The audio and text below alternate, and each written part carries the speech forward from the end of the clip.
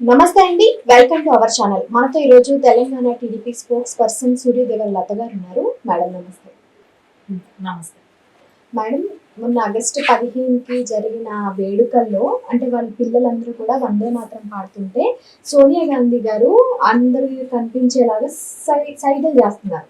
So ఆ సైగలకి ఏంటి అర్థం? మామూలుగా ప్రజలు ఏమనుకుంటున్నారంటే అంటే సోనియా గాంధీ గారు పూర్తి వందే మాత్రం కూడా వినలేకుండా ఉన్నారా అని చెప్పేసి ప్రజలు అంటున్నారు. బట్ కాంగ్రెస్ తరఫున ఏమంటున్నారంటే లేదు, మల్లికార్జున ఖర్గే గారికి కూర్చోవాలి, ఆయనకి కాళ్ళు నొప్పులు వస్తున్నాయి కాబట్టి చైర్ తెమ్మని సైడ్ చేశారని చెప్పేసి వాళ్ళు చెప్తున్నారు.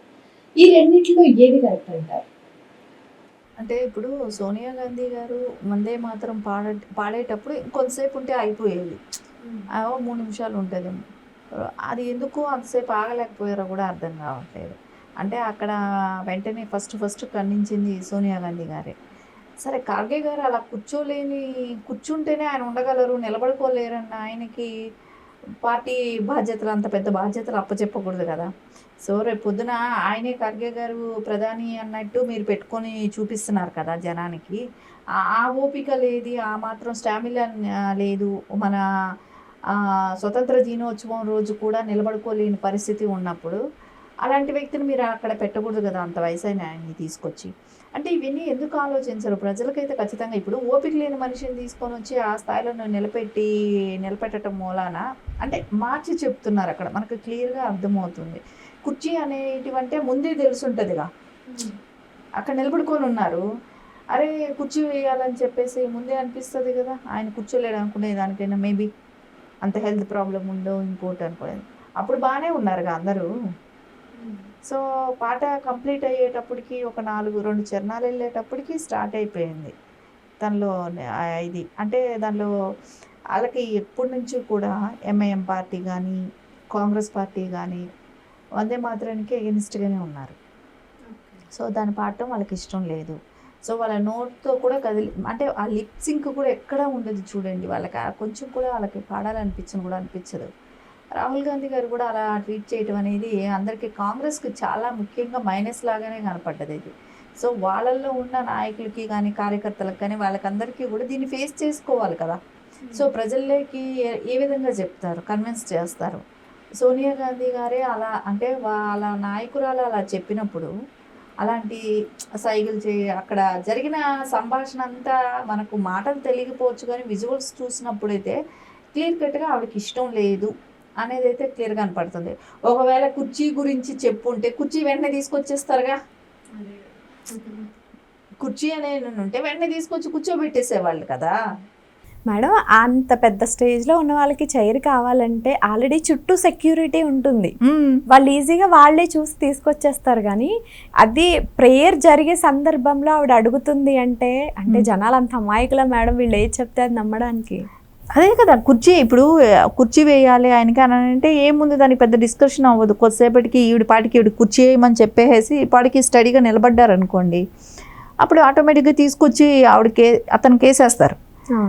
అది లేదు కదా అక్కడ. సో అది జరిగినంతసేపు దాని మీద డిస్కషన్ నడుస్తోంది. మేడం, ఇంకొక వాదన కూడా వినిపిస్తుంది. యాక్చువల్గా ఇలాంటి వేడుకల్లో ఎప్పుడు కూడా పూర్తిగా పాడరంట కదా, ఒక 2 చరణాలు పాడి వదిలేస్తారు అన్నట్టుగా అంటున్నారు. అంటే గతంలో కాంగ్రెస్ అలా అలవాటు చేసేసింది. ఓకే, వందే మాత్రం గీతానికి అయితే ఒక 4 లైన్లు పాడేసి దాన్ని మమ అనిపించేసేవాళ్ళు. ఇప్పుడు బీజేపీ ఏమంటే మొత్తం పాటని పాడుతున్నారు. ఎప్పుడు సంవత్సరంలో 2 సార్లు. ఆ 2 సార్లకి కూడా వీళ్ళకి నిలబడలేకపోతే ఎలా? సో ఇప్పుడు మా తెలుగు తల్లి అని మనం రాష్ట్ర ఇది కూడా ఉంటుంది కదా, రాష్ట్రానికి సంబంధించిన పాట కూడా. ఇప్పుడు మా తెలుగు తల్లి కానీ మనం పాడుకుంటున్నాం కదా, అవన్నీ పాడుతున్నప్పుడు దేశంకి వచ్చేటప్పటికి వందే మాత్రం పాడటానికి ఏంటి ఇబ్బంది? జనగణమన అదొకటి 2 కదా ఉంటాయి. సో ఆ 2 పాడటానికి ఎందుకు అంత ఇబ్బంది పడిపోతున్నారు? వీళ్ళకి ఎందుకు అంత బాధ వేస్తుంది? అంటే దానిలో అక్కడక్కడ హిందువులకి సంబంధించిన ఉచ్చారణ ఉందనే దానికోసం వీళ్ళకి బాధ. ఇది హిందువులకి సంబంధించి ఉండడానికి హిందూ దేశం కదా మేడం, అట్లా అనిపించట్లా. ఇప్పుడు కాంగ్రెస్కి ఎట్లా అనిపిస్తుందంటే ఇదేదో అది వాళ్ళ నోట్లో నుంచి వస్తే ఆ మాట వస్తే హిందువులు అనే మాట వస్తే కూడా వాళ్ళకి ఏదో అంటరాను అలాగా కనపడుతున్నట్టున్నారు. ఇప్పుడు మనకు భారతదేశం ఎలా ఉందంటే హిందువులు మైనారిటీ లాగా తక్కువ చిన్న చూపు చూడబడుతున్నారు, అది కనపడుతుంది. అంటే కాంగ్రెస్ ఉద్దేశం అట్లా ఉంది. ఓకే, వాళ్ళు నార్మల్గా కానీ హిందువుల్ని కూడా ఇప్పుడు వందే మాత్రంలోనే తెలిసిపోయింది వాళ్ళ విషయం ఏంటనేది. వాళ్ళు నార్మల్గా అలా ఆలోచించుంటే ఎప్పుడు ఈ బాధ ఉండదు. కాంగ్రెస్ ఈ పాటికి అధికారంలోకి వచ్చేదో ఏమో తెలియట్లేదు. వాళ్ళు ఇప్పటి వరకు స్వతంత్రం వచ్చిన దగ్గర నుంచి చూస్తుంటే హిందువులే వెనక తొక్కబడ్డారు అనిపిస్తుంది. అరే వాళ్ళు గీతం వందే మాత్రం పాడే గీతంలోనే దీనిలోనే ఇంత ప్రాబ్లం తీసుకుని వస్తున్నారు అని అంటే వీళ్ళు ఏ రకంగా ఆలోచించున్నారు? సో మనం మటుకు ఎక్కడి నుంచో వచ్చిన సోనియా గాంధీని ఆదరిస్తున్నాం లేదా? ఖచ్చితంగా ఆదరించాం కాబట్టే కాంగ్రెస్ పార్టీ మనుగడలోకి వస్తూ ఉంది ఇప్పటి వరకు కూడా. అంటే రాహుల్ గాంధీ ఇప్పుడు వచ్చారు కానీ రాజీవ్ గాంధీ గారు చనిపోయిన దగ్గర నుంచి ఆవిడ్ని చూసే కదా.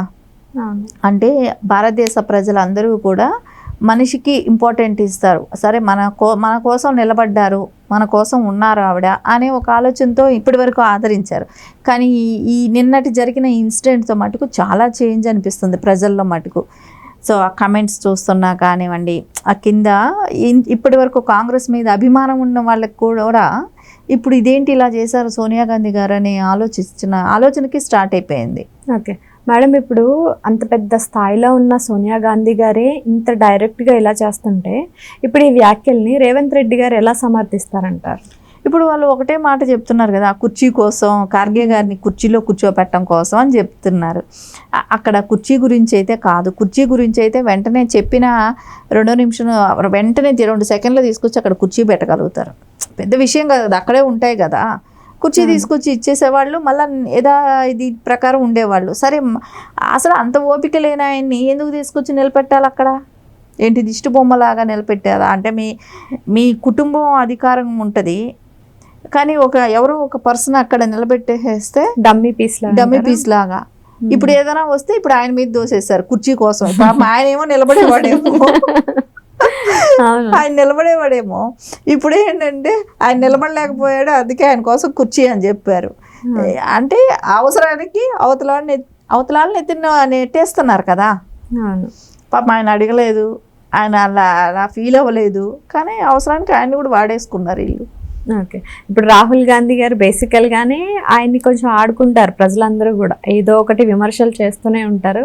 ఇప్పుడు ఈ సిచ్యువేషన్లో ఆయన పరిస్థితి ఏంటంటారు? ఇప్పుడు ఎలా కన్విన్స్ చేస్తారు? ప్రజలు అంత అమాయకంగా ఉండరు. కుర్చీ కోసం అని చెప్పితే నమ్మేసేటట్టయితే ఉండరు. వీళ్ళు అలా అనుకున్నారనుకోండి, ఆ భ్రమల్లో బతికేయటమే. అది కన్విన్సిబుల్ మాట కాదు. దాని గురించి వీళ్ళు యాక్చువల్లీ నష్టపోయినట్టే. ఇప్పుడు ఇది మర్చిపోలేని విషయం. ఏదైతే వందే మాత్రం గీతం వచ్చేటప్పుడు వాళ్ళు చేసిన అక్కడ బిహేవియర్ ఉంది కదా, ఆ బిహేవియర్ ఎవరు మర్చిపోలేరు, ప్రతి ఇండియన్కి గుర్తుంటుంది. సో అది ఏం చెప్పినా కవర్ చేసుకునే పరిస్థితులు అయితే లేదు. ఓకే, అది పార్టీకే డ్యామేజ్ అయ్యింది. ఓకే, ఇంకొకటి మేడం, బేసికల్గా వందే మాత్రం కానీ జనగణమన కానీ పాడేటప్పుడు మిడిల్లో ఎవరైనా ఆపినా ఏమైనా చర్యలు చేసినా కూడా అది యాక్చువల్గా ఒక కేసు కింద కూడా అవుతుంది కదా.